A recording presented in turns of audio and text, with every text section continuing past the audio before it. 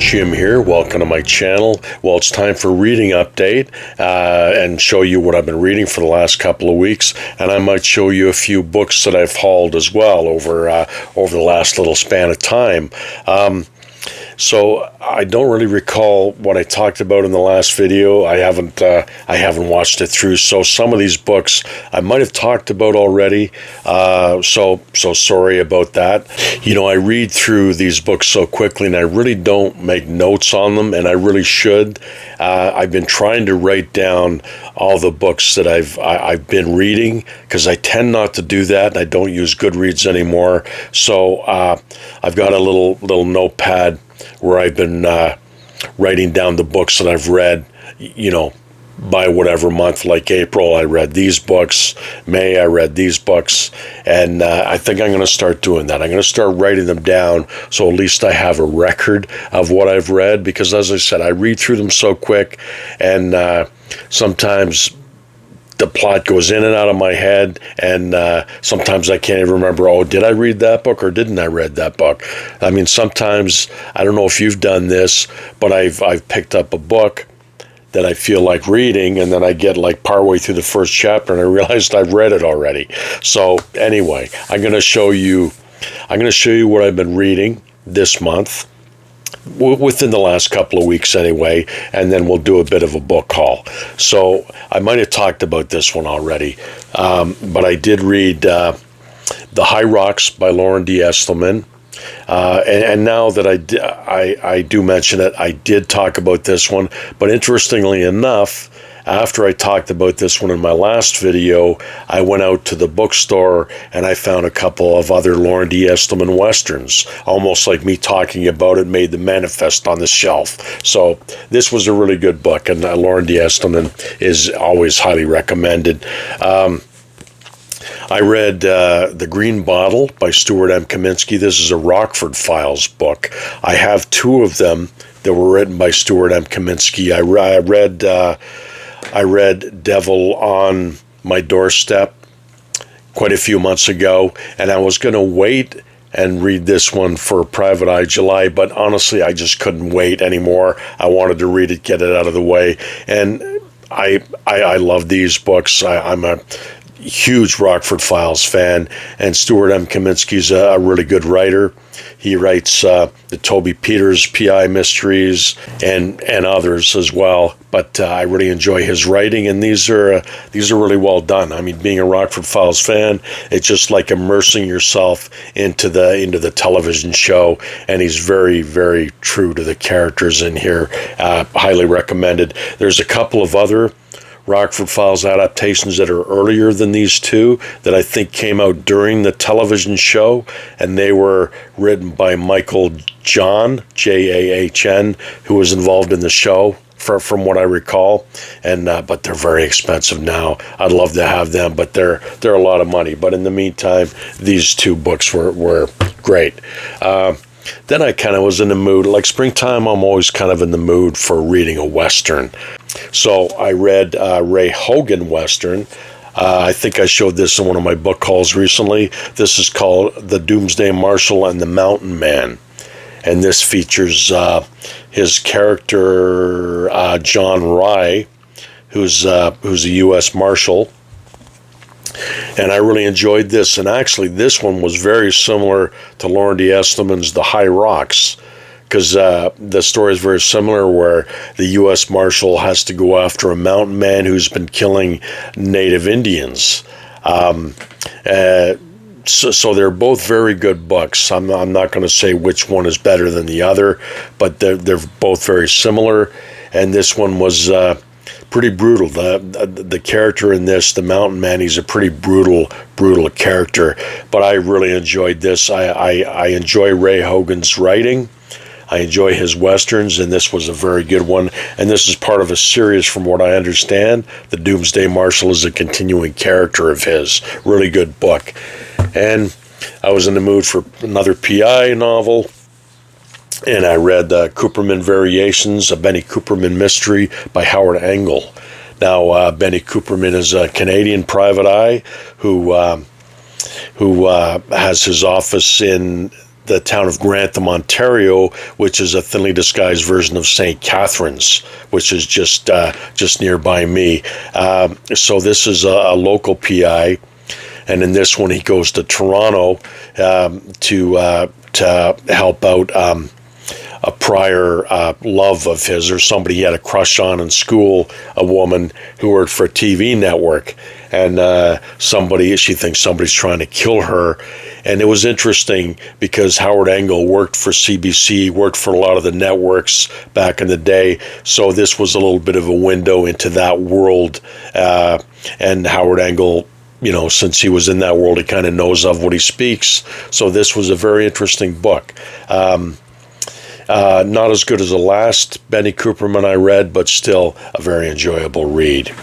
And you might remember in one of my other book hauls, I picked up a couple of these Ellery Queen kind of anthologies, and this one features all Earl Stanley Gardner stories. And there's an interesting introduction to this one that is written by Earl Stanley Gardner himself, but edited by Ellery Queen to be in the third person, even though it's written by Earl Stanley Gardner. And there's some very interesting aspects of Earl Stanley Gardner's life that he talks about in the introduction. And of course, the stories are great. Earl Stanley Gardner's a good writer. He's better well known as the creator of Perry Mason. So I've just kind of started that. But I love this stuff. I love these anthologies. They're a lot of fun. And as I said, these are Earl Stanley Gardner's less well-known series characters. There's no Perry Mason story in here, but he did a lot of pulp stories back in the day with continuing characters, and those are the ones that appear in this anthology. Really good book. Now, I did this book in a book haul a while ago, and Tim from Secret Fire Books had picked this same book up as well, and once he saw it in my video, he decided to read it. Then I saw his video that he read it, so I decided to start reading this one, The Sword of Morningstar by Richard Mead. Now I'm about not quite halfway through. I just started it last night before I went to bed. So far it's really good. It's kind of reminiscent to me of Game of Thrones.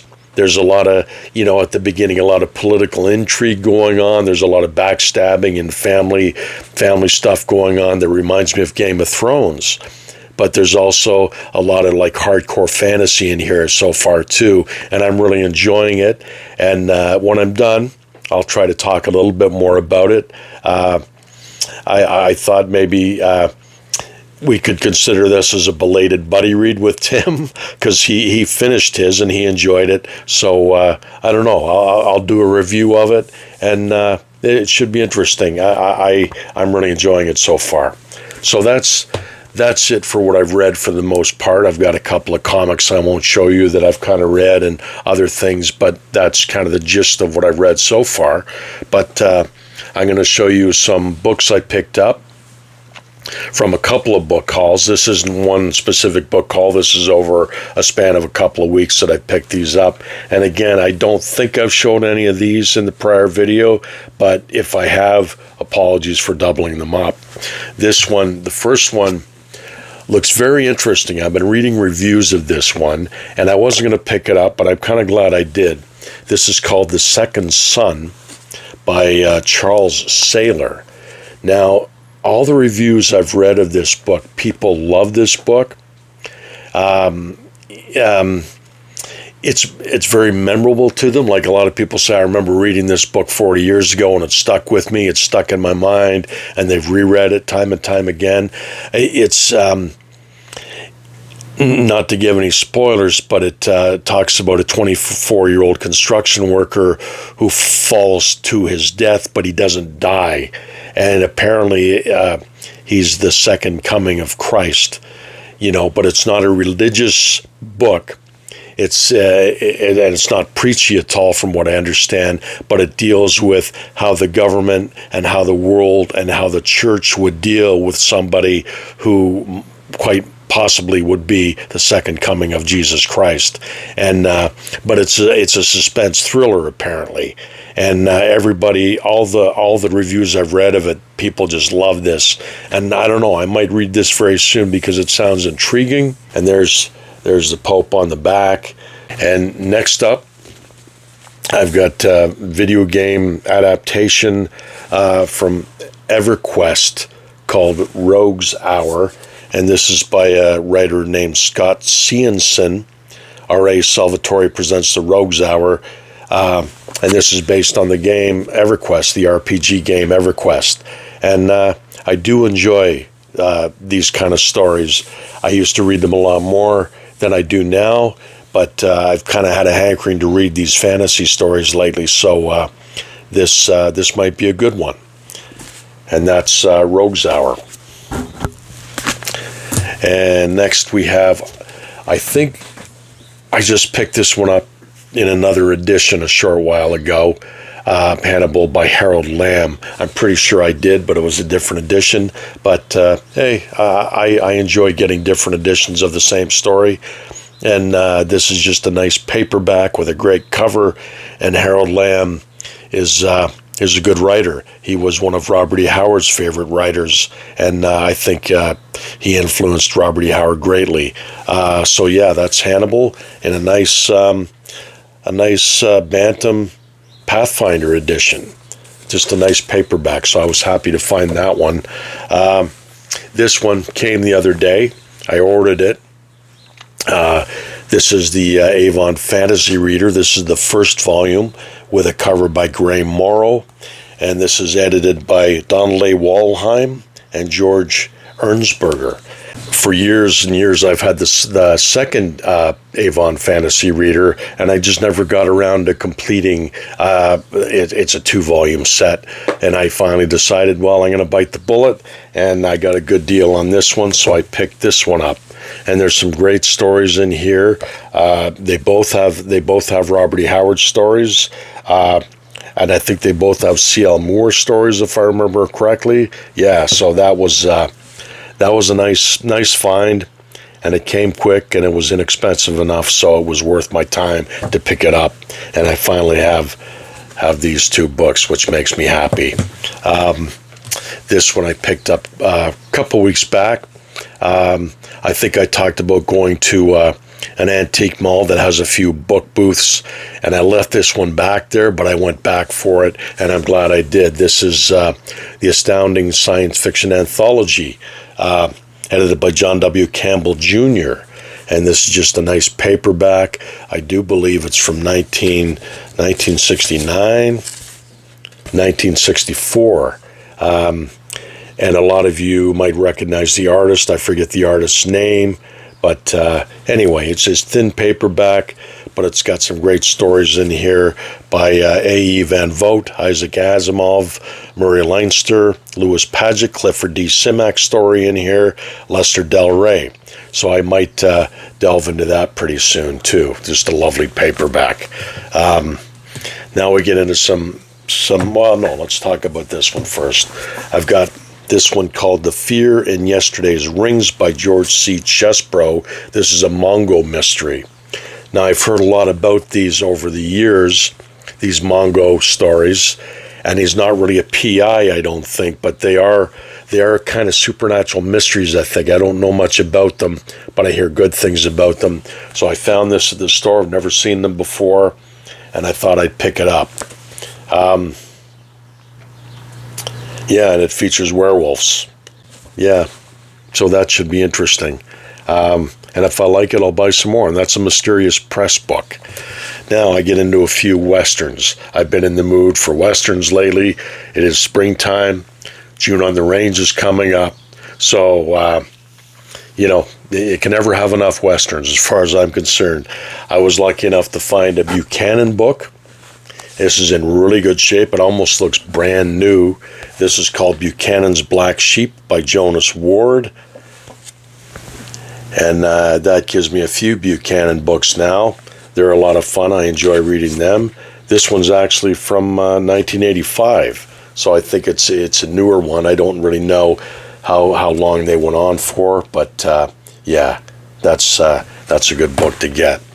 And then I have a Max Brand book of short stories called More Tales of the Wild West. Now, I spent most of this morning taking stickers off all these. This one was covered in stickers. It had two on the front, one on the back, and then it had one of the spine stickers.